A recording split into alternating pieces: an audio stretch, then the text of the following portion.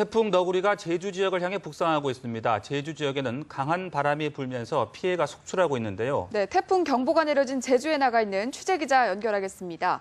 이재동 기자, 현재 태풍 상황 어떻습니까? 네, 제8호 태풍 너구리는 현재 제주도 서귀포 남쪽 200km 부근까지 접근을 했습니다. 우리나라에서 가장 가까이 접근을 한 건데요. 지금 제가 제주 해안가에 나와 있는데 지금 제 뒤로 보이는 해안가 모습 한번 잠깐 살펴보겠습니다. 집채만한 파도들이 하얀 거품을 일으키고 있는데요. 글쎄요, 일단은 제 키보다는 파도의 높이가 훨씬 커 보이고요. 대략 봐도 얼핏 봐도 약 4에서 5m 정도 높이가 되지 않을까 그렇게 보입니다. 이곳은 현재 순간 최대 풍속이 초당 20m가 넘어가고 있는데요. 사실상 이곳에서는 우산을 쓰고 걸어가기가 어려울 정도입니다. 기상청은 1시간 뒤 6시에는 태풍이 서귀포 남쪽 190km 부근까지 접근하면서 오늘 밤이 최대 고비가 될 것으로 예보했는데요.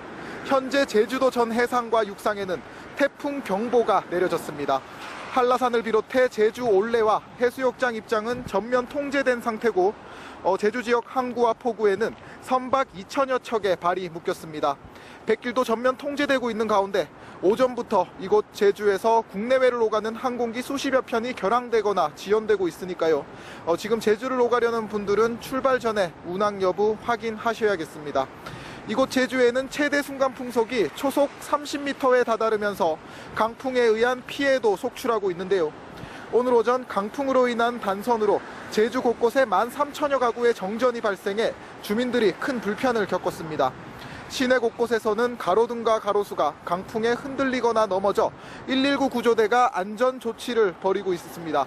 또 제주 지역 50여 개 학교가 태풍으로 단축 수업을 하거나 등하교 시간을 조정했습니다. 오늘 밤이 이번 태풍의 고비가 될 것으로 예상되니까요. 시설물 관리에 각별히 주의하셔야겠습니다. 지금까지 제주 서귀포시 태흥리에서 뉴스Y 이재동입니다. 네, 북상 중인 태풍 너구리는 남해안에도 영향을 줄 것으로 보이는데요. 네, 부산에 취재 기자 나가 있습니다. 성소관 기자, 그곳 상황 어떻습니까? 네, 저는 지금 부산 마린시티 해안도로에 나와 있습니다. 오전까지만 하더라도 별다른 태풍의 기운을 느끼기가 쉽지가 않았습니다만 오후에 접어들면서 이제 바람도 좀 강하게 불고 있고 여기에 파도도 제법 거세게 일면서 태풍의 영향을 느낄 수가 있습니다. 상황이 이렇다 보니까 해운대와 광안리 그리고 송정 등 부산 지역 7개 해수욕장의 입수가 전면 금지가 된 상태입니다.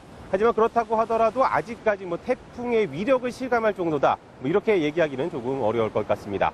현재 남해 먼바다의 태풍 경보가 그리고 남해 앞바다에 풍랑주의보 그리고 부산에 강풍주의보가 내려진 상태입니다. 여기에 오늘 오전에 김해공항을 출발하거나 도착할 예정이었던 국제선 항공기 10편이 지연이 됐습니다. 이 가운데 8편이 안개 때문에 또 2편은 태풍 때문에 차질이 빚어졌습니다. 제주와 부산을 오가는 항공기는 또 9편이 무더기로 결항이 됐는데요. 공항 측은 태풍 영향으로 줄 결항이 예상된다고 밝혔습니다. 따라서 공항으로 출발하시기 전에 결항 여부를 미리 확인하시는 것 잊지 마셔야겠습니다. 바닷길도 막혔습니다. 일본을 오가는 8척이 결항이 됐고 제주로 가는 배는 내일까지 운항을 하지를 않습니다. 기상청은 이곳 부산 지역의 경우에 오늘 오후 늦게부터 태풍의 영향을 받겠다고 밝혔습니다. 특히 태풍 너구리가 내일 새벽 6시쯤 이곳 부산과 가장 가까이 지날 것으로 예상이 되는데요.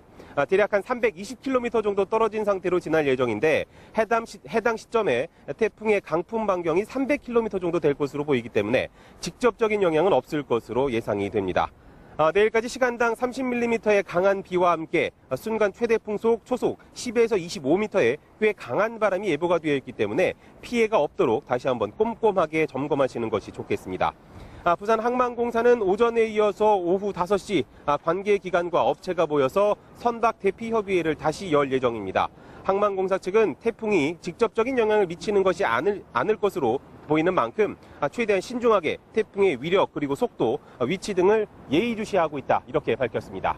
지금까지 부산 마린시티 해안도로에서 뉴스Y 성서환입니다.